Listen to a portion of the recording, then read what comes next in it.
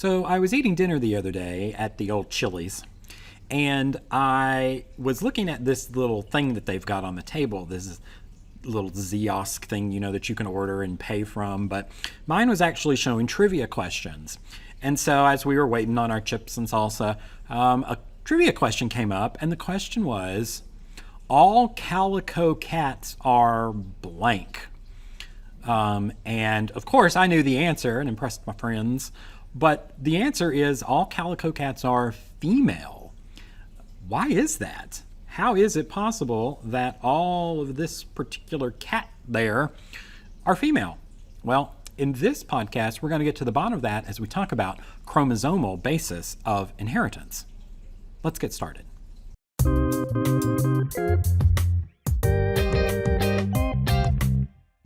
So to start our discussion about chromosomes, we're going to mention a scientist, Thomas Hunt Morgan. There he is. And he was an embryologist at Columbia University. So he gets credit in genetics for being the first to associate a specific gene with a specific chromosome, right? We take for granted now that we know, oh, this gene is on chromosome 12 or this gene is on chromosome 13. But he was the first person to actually make that connection and be able to associate it. And he did this while breeding Drosophila. Drosophila are just little fruit flies, right? And they exist in many different shapes and sizes and forms with lots of different traits. And so he was breeding Drosophila, and he discovered a mutant white-eyed male. So if you look at most fruit flies, right, they've got the red eyes, but he discovered a mutant with white eyes. So most of the ones living in the wild, which we call the wild type, have the red eyes. This mutant he was really looking at had the white eyes. And he was able to actually trace that gene for eye color back to a specific chromosomes. Now, the interesting thing about Drosophila is that they have 4 pair of chromosomes, and each of these little traits can be on one of the 4 chromosomes, and they can be spread apart or a certain distance from each other on the chromosomes. So what did he find in his experiment? He actually discovered something called sex linkage. So let's talk a little bit about what he did. So he took some red eye females, okay, females with red eye, and some white eye males. By the way, if you ever have to do this and you ever have to cross flies, the female you'll see has several stripes and a little longer here. Notice that the male has dark right here and only a few stripes. So if you're trying to distinguish between the males and the females, that's how you do it. So he took a red eye female, white eye male, crossed them, and in this first generation, which we could call the F1 generation, he got 100% red eye offspring. Well, then when he let those mix or breed, we could call this the F2 generation, 75% of them had red eyes and 25% had white eyes. So that didn't match any of our typical patterns, right? A sort of a 3-to-1 ratio of these. And also what he noticed was that in the red eye category, there were both females and males, but only males had white eyes in this F2 generation. So what's going on? How is this possible? Well, we now understand this is a sex-linked trait, meaning that this gene is on one of the sex chromosomes, okay? So I want to show you what this cross actually looks like, because when we use sex chromosomes to do genetics, we've got to use a different way of representing them. We always have to consider the X and the Y chromosome. So remember, if we're talking about fruit flies here, a male fruit fly has an X and a Y. Female has 2 X's, right? Very similar to humans. So if you take a white eye male, notice that they've got the little lowercase w here because this is a recessive trait. Notice that for the red eye female, she's got both dominant big W's here for the dominant red type, wild type trait. So if we do the cross, right, the females which get the X from the male here and the other X from the female here, notice that they're all carriers in this first generation of this white eye recessive allele. But if you look at the males, right, they get one Y from dad, so that means the other X has to be the big W, or the dominant red wild type eyes. So that's the F1 generation that we're looking at there. If we then go down and look at the F2 generation, so we cross these, so we take this male, put it here, we take this female, put it there. Now notice what we get. We actually get some of the males, right, that picked up this lowercase recessive white-eyed allele from mom that she was a carrier of. We see that in half of the males, or 1 to 3, 1/4 ratio of the overall. But notice the females, because they had all at least had one dominant allele, none of them had the white eyes. Okay? So this is what we call sex-linked traits. If a gene is on a particular chromosome, the X or the Y, then we're going to have a different pattern, a statistical pattern that we see. Okay? So these sex-linked traits reside on these sex chromosomes, and this is what I was talking about.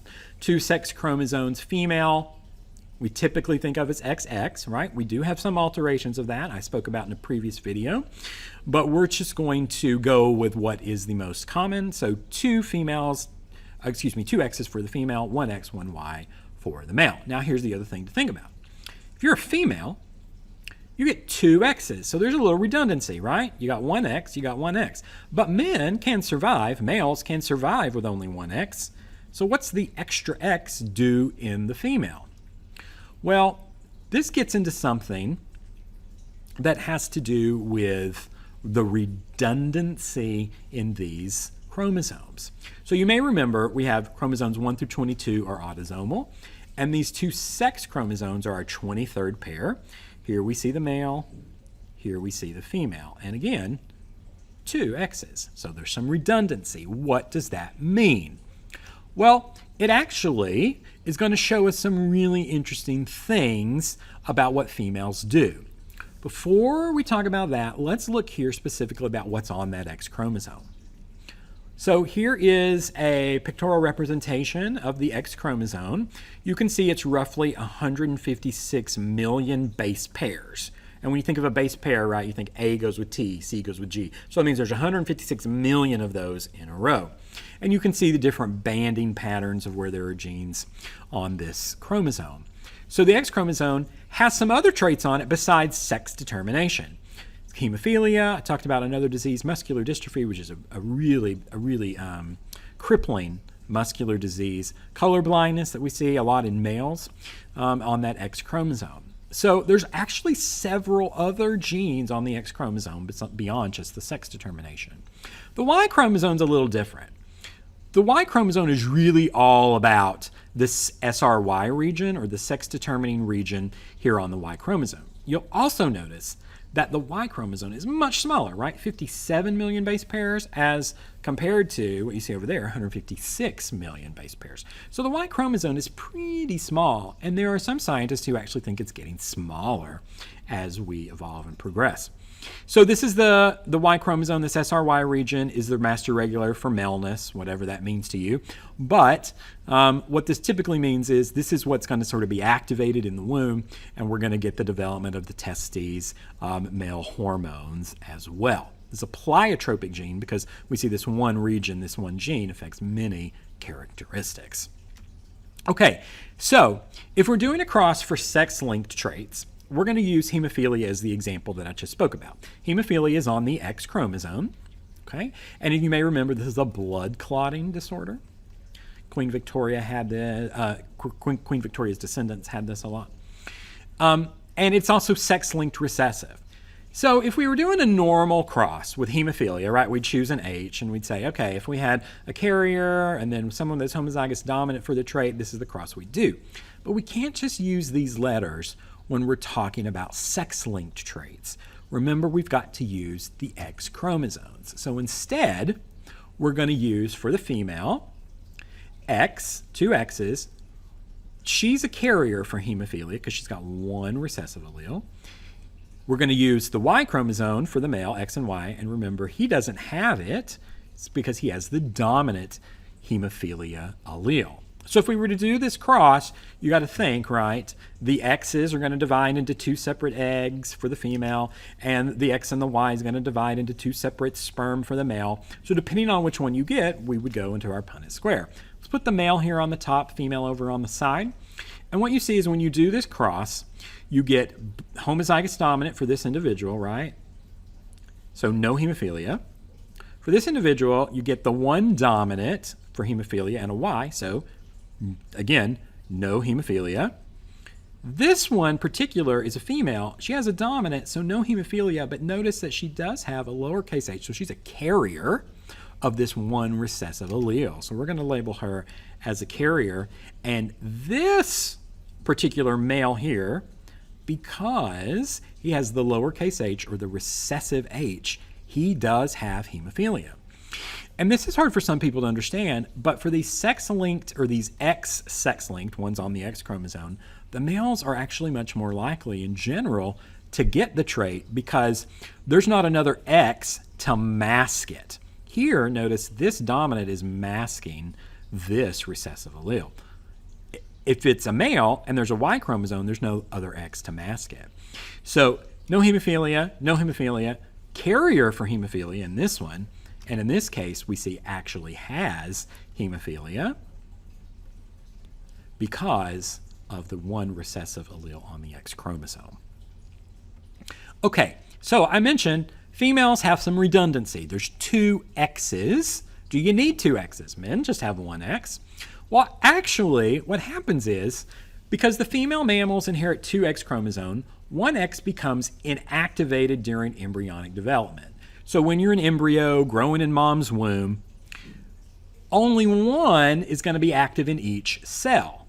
The other X chromosome is going to condense into a little compact body, which we call a bar body. So let me show you how this works. Okay, so if this is your cell, and here, let's just say you're a female, right? So here is the maternal X chromosome, here's the paternal X chromosome.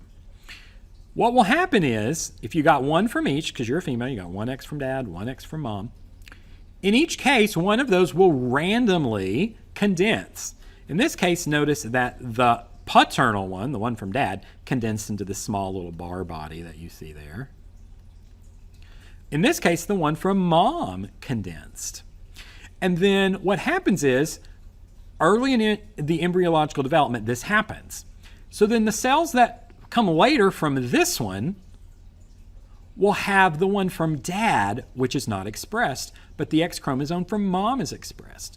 The ones over here that are result from this original cell will have the one from dad expressed and not the one from mom expressed. So there's this really interesting video which I link on a few of my pages. It says that women are stripy. And I don't know, that's the best word choice for it, but in what it's meaning is that women have essentially two different expressions of their X chromosome. They can express the one they got from mom, or they can express the one they got from dad. So there's two different traits that are being able to be shown from some of these different chromosomes that you get. And this actually relates back to, what do I mean stripy? Well, here's our calico cats, right? Because this female, calico cat, remember, they're a female, so they got the two X chromosomes. One got from mom, one got from dad. Well, remember, one condenses. So it's actually giving coat color, which is on the X chromosome in cats, can be one that they inherited from dad or one that they inherited from mom. So these calico cats are actually getting both phenotypes expressed because they got two different X chromosomes, one that condensed in this area, one that condensed in this area, so you get this sort of stripy or calico pattern in cats. So thanks to this, I got my trivia at the Chili's correct because I knew about bar bodies and X inactivation. Okay, so there's also some things that occur when we inherit things that are not in the nucleus. Everything we've been talking about so far has been, right, chromosomes 1 through 23, those are all in the nucleus. But we do know that living organisms, especially eukaryotes, can get things that were not in the nucleus, right? And so if you think about chloroplasts and mitochondria, these are traits that result from non-nuclear inheritance. You may remember we talked about chloroplasts having their own DNA, mitochondria having their own DNA, right? So mitochondria here has its own DNA. Chloroplast that you see here has its own DNA. So these do not necessarily follow Mendelian rules because the chloroplast has its own DNA and the mitochondria has its own DNA. Those are not in the nucleus, okay? So you can't really follow Mendelian rules about everything because sometimes that DNA is not in the nucleus. The other interesting thing is that in animals, mitochondrial DNA is transmitted by the egg, for the most part. There are some studies saying that sometimes that mitochondria is inherited from the father, but most of the time it's actually in the egg. So if you think about the egg being pretty big and the sperm being this small little thing, right? The mitochondria existed in the egg. The sperm was really just bringing the DNA from dad. Okay, so that's a non-nuclear inheritance. Inheritance, genes that we get that were not actually in the nucleus. Now, occasionally errors occur in meiosis. If an error occurs in meiosis, we call this a nondisjunction, or one of the examples of an error in meiosis. This means the chromosomes didn't separate properly. Improper separation of chromosomes. And so if you think back to meiosis, right, if you got your chromosomes lined up in metaphase, what normally happens is they split right down the middle, and then the cell splits, so then you go from 2N to 1N, right? So what happens is, because of the double division in meiosis, we start with 2N and we end up with one of each chromosome. One of each chromosome. That's normally how it works. But if the chromosomes didn't separate properly in meiosis, right? Notice that they didn't quite line up right, and we got an extra chromosome going over here. Notice what happens. When these split, notice we've got some extra here for this one, and this one's missing it. Okay? And so when those then divide again in meiosis 2, this one's got an extra chromosome. This one's missing one. This is called a nondisjunction, when they don't disjunct properly, right? In their junction, they don't break apart. So this means we're going to have a different chromosome number. And when this occurs, determines what the outcome will be. So this is normal, right? Everything results in 1N, right? Your two divisions of meiosis. If a nondisjunction occurs in meiosis 1, up here, notice that this whole homologous pair comes over, right? Normally, right, meiosis 1 separates the homologous pair. But if the nondisjunction occurs here, you're getting a whole extra set, right? So ultimately, these are going to be down one. These two egg or sperm gametes are going to be up a chromosome. Now, if the nondisjunction occurs in meiosis 2, there's a little bit of a difference. You may have some cells that are normal, 1N. But half of the cells are going to be abnormal, meaning you're going to get an extra chromosome in one of the gametes and one fewer chromosome that you needed in the other. So it's better to have a nondisjunction in meiosis 2 because you've got a 50-50 chance of getting a correct number in your gametes. Nondisjunction in meiosis 1, there's no chance of getting the right number in any of them. Although, of course, we'd prefer normal meiotic division and not get a nondisjunction in any of the chromosomes. When this does happen, we have names for it. So if you get an extra copy, in other words, you have 3 instead of the 2, we call that a trisomy, 3 chromosomes. If you got one fewer, so you got 1 instead of 2, we call that a monosomy, only 1 copy of a chromosome. So a monosomy is formed, right, when meiosis gets us 1 short. So notice we're short 1 there instead of the 2. So after fertilization occurs, right? So let's say this is the egg and this is the sperm. When these come together, fertilization occurs. The baby will be short 1. And over here in trisomy, when the egg and the sperm come together, fertilization occurs, the baby will have an extra 1, okay? Monosomy 1, trisomy 3. What does this affect? What specific things can we see? Well, the most famous example of this perhaps is trisomy 21. That's when the 21st chromosome gets 3 copies. And this results in a condition called Down syndrome, which we know about 1 in every 700 children born in the U.S. has trisomy 21. And there you can see a typical example of someone with trisomy 21 with Down syndrome. There are several characteristics that are common to Down syndrome. And if you look here at the karyotype, notice this individual here has 3 in chromosome 21, whereas the rest of them are only 2 chromosomes. So this is an example of some pretty severe effects of having 1 chromosome difference. And this is actually one of the smallest chromosomes, right? So the severe effects from having an extra one here, and that's the smallest one, right? These others, many times the babies wouldn't even be viable because these other chromosomes have a lot more information on them. Another really interesting point that I want to make here is that Down syndrome frequency correlates with the age of the mother. We know that the percentage risk of having a baby born with Down syndrome really increases as the age of the mother increases. So that's just one more thing, unfortunately, women have to think about as they choose or choose not to have children, is that the risk of getting a baby with Down syndrome does go up. And of course, we understand that babies with Down syndrome are wonderful, loving humans, and in no way are we saying that this is not a risk that some people don't want to take, but it is something that does occur. It is sort of a scientific fact that that does happen. Okay, so let's talk a little bit about when this happens with a sex chromosome. So if you get an extra 21st chromosome, we saw that we have Down syndrome. But human development is actually much more tolerant of a wrong number in the sex chromosomes, right?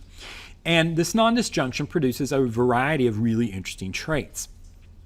If a male, right, who is on average XY, female, of course, on average XX, if a male gets an extra X, that is called Klinefelter syndrome. And here's a male with Klinefelter syndrome. So if you think about what does an extra X do, right? So it maybe changes the hormones to some of the more female hormones that you would think of. And we might see, as you can see here, we get a little gynecomastia, which is a development of breast tissue. These men are often much taller, right? So this is not really a completely debilitating syndrome, although we find that most men with Klinefelters are sterile.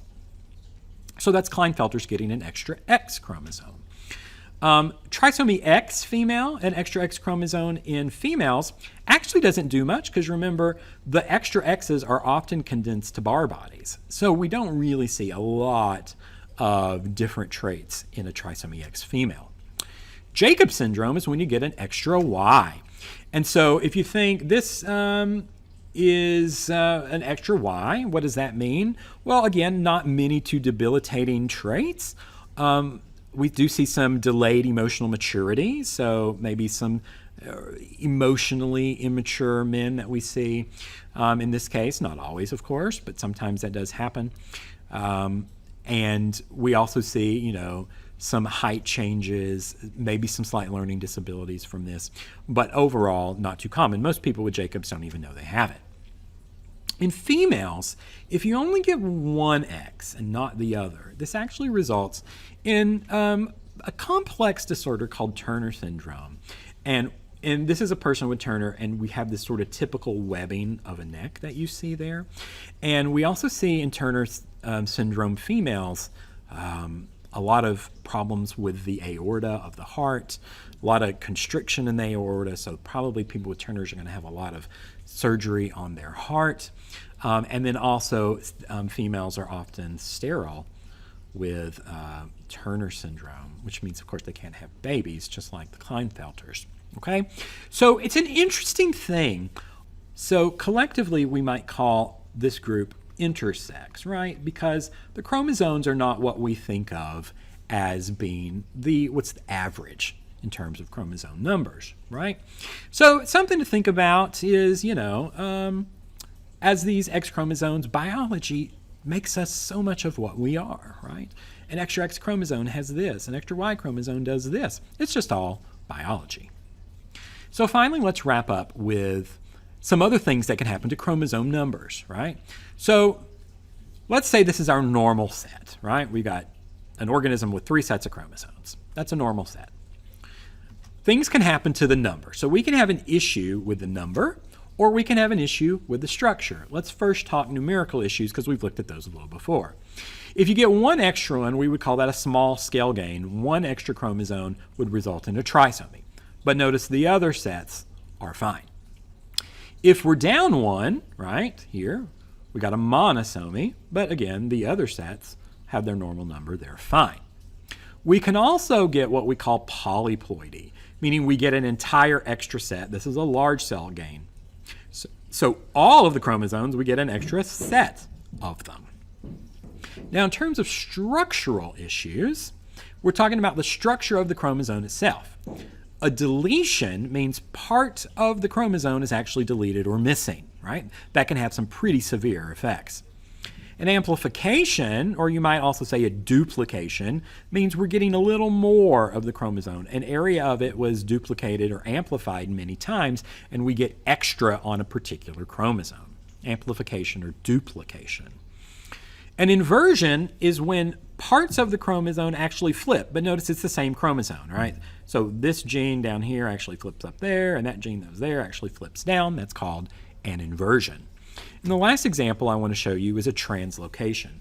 This one's a big deal because notice it's translocating, moving positions, and not within the same homologous pair. This is going from one homologous pair to another, right? So it's not crossing over. If you remember crossing over back when homologous chromosomes share or swap, that's not a big deal because that just increases genetic variation from this pair, from this homologous chromosome to another homologous. But in a translocation, notice they're moving from one homologous pair to a different. So from the number 1 chromosomes to the number 2. That is a big deal, and that will result in quite a few phenotypic variations. Okay? So hopefully this video helped you understand a bit more about chromosomes and how they really make us what we are today.